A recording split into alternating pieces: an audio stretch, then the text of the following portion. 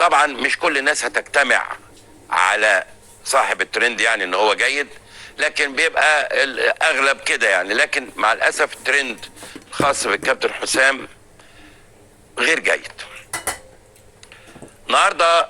وطبعا انا قبل ما اتكلم لازم اقول ان انا باكن كل التقدير والاحترام للكابتن حسام حسن، وانا مقتنع بيه كمدير فني كفء وكبير، وما هو اكثر من هذا. ما كنتش احب اقول اللي هقوله دلوقتي، ما يصحش ان انا اقوله، لكن امعانا في احترامي له امام الناس وامامه لما يتفرج على هذه الفقره.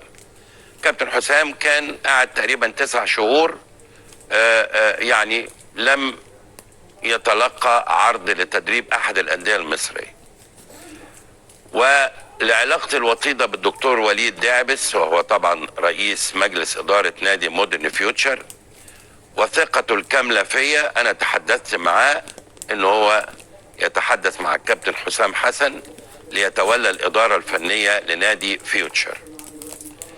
وطبعا اسم الكابتن حسام كبير، يعني لما نيجي نتكلم على الكابتن حسام ونرشحه في مكان ما فهو اسمه يسبق الترشيح، اسمه كبير يعني، عشان نوضح دي برضو يعني.